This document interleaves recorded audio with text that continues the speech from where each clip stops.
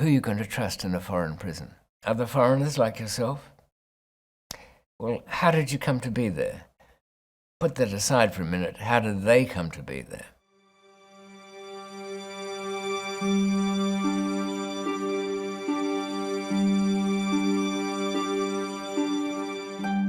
I'm David Macmillan, and I've had a life of trouble. People think of bad prisons as these places with noisy cells and ugly-looking customers that appear they might carve you up at any minute with an old toothbrush.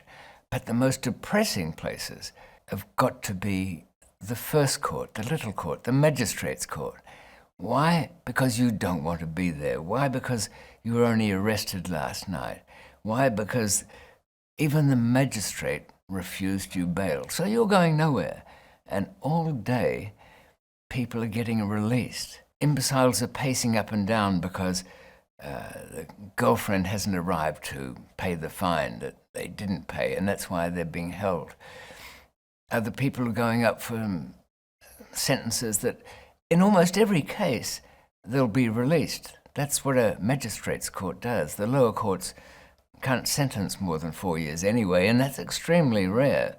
But going to jail is the desperate resort of a frustrated judge who can see no other way. But there you are. You had your home, your bed, a chair. In this holding cell in a magistrate's court, it's a wooden bench and a stench to match. Urine smell, kind of burning paper because often there isn't matches or a lighter, so the guys will twist up some toilet paper into a kind of taper and keep it burning to light those all-important cigarettes which have been smuggled in tobacco in socks and other crevices that give them a particular aroma. But they're all leaving. The gate opens. The police who run these cells come down and say, "Smith, oh, old John, he's going," and it empties. And you find yourself there with maybe one or two others. And you look at each other and wonder, well, this guy hasn't been complaining at all day, unlike somebody tearing his hair out having been just given 3 months. It's because he's an old player and he knows there's no point in talking. It's dark, they're usually under the building, and your future is over. Can you imagine being in a country that's completely foreign to you? Not exotic and pretty with a floating market and a jasmine-smelling hotel room, but with jails you've heard about. Jails that people you hear going in and dying, but never coming out of. That is a transition that is quite massive, hard to accept. I was arrested in Bangkok in Thailand over a drug case. Not a big one, but enough to get the death penalty. So I knew there was no easy way out of that. In your own country, that magistrate's court I was talking about, you know the language. As depressing as it is, you know you'll have visitors, you'll have a lawyer, you'll have a hearing. None of that is going to happen. When you're taken in there, even the memory of your former life, your clothes, the people you knew, your partner, your friends, that is held in a box in some part of your head because it doesn't seem to fit anymore. All you've got is the peculiar sounds and clanging of metal. There is a lot of clanging of metal. The doors of buses that take you into the place, the iron doors of the gates between the buildings, the rattling of chains in the case of the Bangkok prison for everybody on a serious charge. And drugs were always serious. If it looked like they could be sentenced to life or death, chains would be put on the legs. They were old-fashioned kind. What would I say? The kind of chain you might want to chain up a big and expensive Kawasaki or something. So these are quite heavy and held with a C-ring around the ankle. How were they attached? They were hammered on by hopefully well-aimed fellow prisoners. You suddenly have to either not accept any of this and just choke in your own frustration or panic and fear, or do what you need to survive. Look around you. Pay attention to the way they operate. And the biggest thing you'll find if you are in a poor country with big jails is that the prisoners inside there, the trustees, you could say, the loathsome trustees of the Thai prison system, with their own little uniforms, their own wooden truncheons, the little medals they give themselves, they would do the guard's bidding. Everything from punishing the prisoners who didn't behave to running the illegal businesses, selling drugs one day, arresting the guys that they sold the drugs to the next. So it is these people you have to watch out for, because none of them are going to be any good. None of them can be trusted. And for that matter, while I'm here, who are you going to trust in a foreign prison? Other foreigners like yourself? Well, how did you come to be there? Put that aside for a minute. How did they come to be there? The first week you have will be in a police station. There is your only chance to get out. And by the way, James, never call your embassy. No. That will just be sealing the coffin lid, because all the things you could have done, because nobody knew you were there and who you are much more difficult now that the foreign devils, the embassy people, the officials are watching. I wondered at that, why people were refusing to see their embassy people. I thought, well, maybe they're wanted in their own countries. Maybe they've got some problem they don't want to surface. Not necessarily that. Perhaps they knew something about the country they were in. They knew that if they were going to be able to strike arrangements with the local police, no officials should be involved. In my case, I had no choice. I was there because of, 3 police agencies, particularly the US DEA, who have, one of them anyway, made it his business to pursue me for many years. Why? Because I'm so big? No, not really. My smuggling was enough to have a bit of money, enough to do interesting things, but not big, not like shiploads. But for the police agencies, it was a bit more fun, yes. Pity the poor old policeman in his boring job most of the time. He needs a bit of excitement. So the people who wriggle on the hook, as I did, foolishly or otherwise, the people who try and put up things to make the police job harder by changing names and using disguises, though that rather means nothing these days, and bringing in technical means by scrambled radios. The police actually like that because it gives them something to overcome. They have this long investigation and they'll get into your house, and in my case, when I was in my 20s, I had a radio room that used to monitor them. It was on the old VHF band for radio enthusiasts out there. 168 megacycles, 0.250. I remember that frequency very well. And because I was recording the police going in there, because they triggered the alarm, your best alarms don't make any sound. They only activate other machinery. They would look, and you'd have 2 kinds of reaction. One was, that bastard, look, he's using the kind of stuff we do, only better, and hated for that. Or the other policeman will say, interesting. let's make notes and combat it. What difference will it make in the end? No, when your time comes, they're arresting you anyway. So it was these kind of people who had prompted the Thai government, the Thai anti-narcotics force to take an interest in me. So my chances of doing a deal with that glorious 7 days in the holding cells of the police station were gone. You know, James, there was a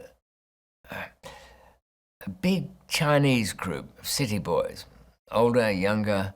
You could tell the drivers from the ones who were calling the shots. They'd been dragged in a big drug case. It was something like 100 kilos of heroin. You think, oh, these guys are finished. Nope. During that time they worked out who was going to take the fall. Every day they'd talk to their arresting officer, the increasingly well-bejeweled arresting officer, as his Casio turned into a Rolex, as his neck chains gave him a bit of a crick in the neck. Make a deal with him so who would take the rap? They needed 2. One wouldn't be enough, so there were 6 of them. And, of course, the old men of the group went out. By the way, this was... when did I get arrested there? I chose the moment because I thought nobody would be watching. It was 3 days before Christmas. And my new Chinese friends bought me a horrible cream Christmas cake, which I would have shared with my other little cellmates, Swiss Freddy, and a Nigerian guy that had been snatched at the port in Bangkok with air conditioning systems bound for Lagos, but were full of drugs. Did he know? Sort of, but not enough. Swiss Freddy might have had a slice of that cake, but he was busy. He'd taken 160 Rohypnol and was trying to kill himself. So that transition for him was too much. It hadn't been his first arrest, and not his first arrest in Thailand either.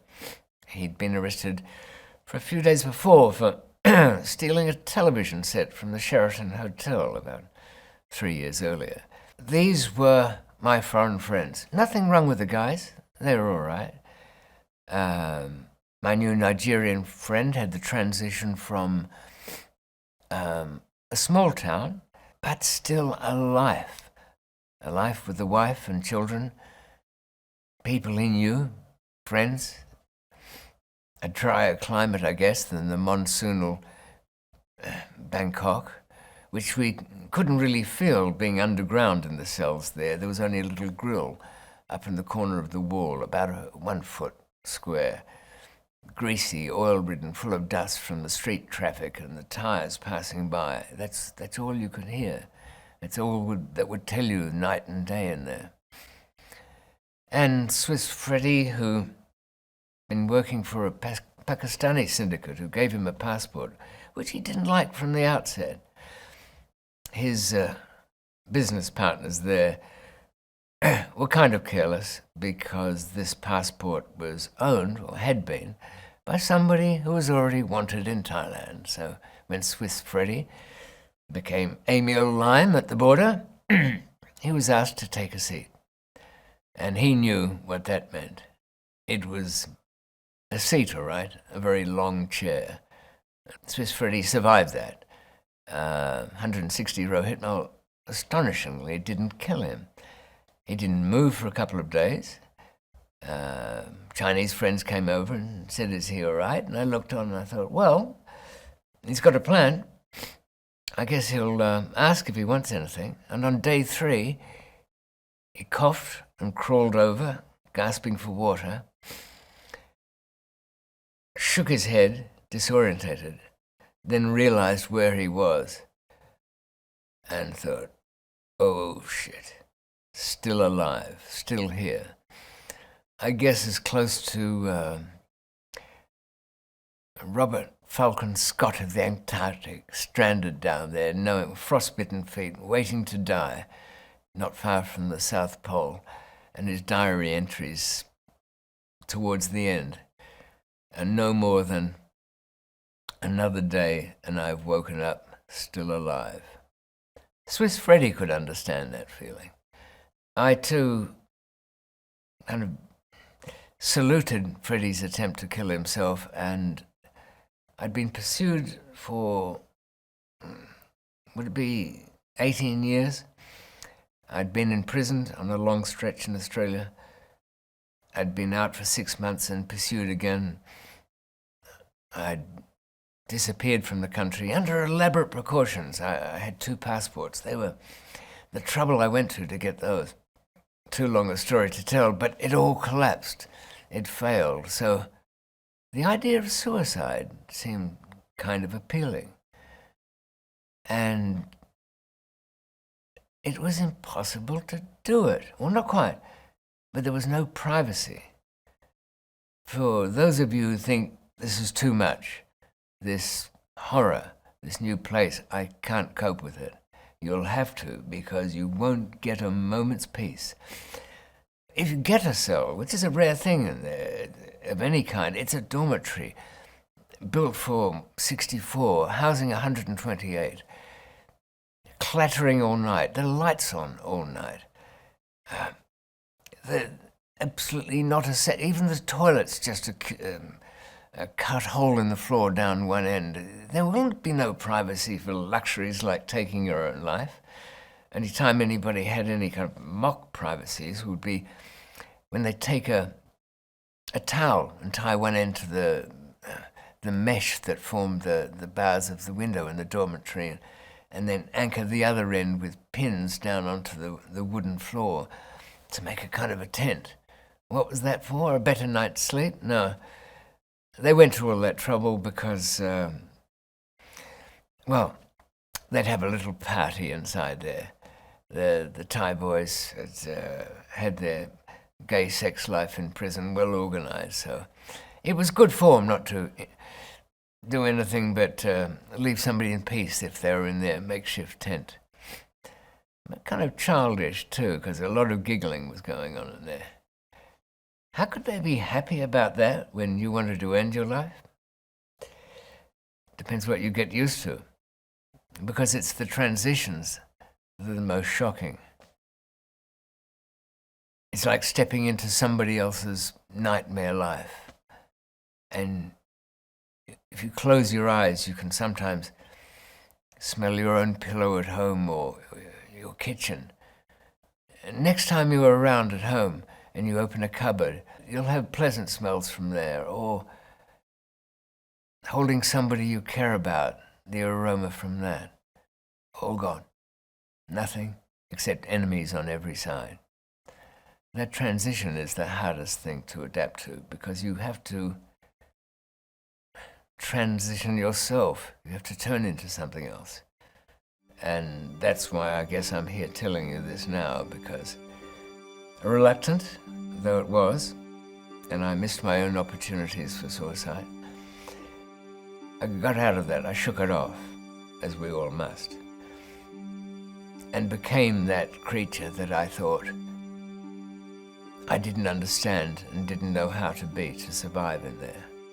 And in fact, decided that there was no way through the courts, no way bribing my way out.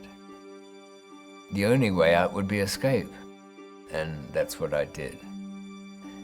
But I'll have to tell you about that some other time. The moment I cut that bar, that was all over. There was no going back. There was an informer in the cell who would have squealed his head off come morning. Absolutely for sure. So there was no dragging it another day. After 2 o'clock in the morning, and I was stuck with what it was. And the change happened as soon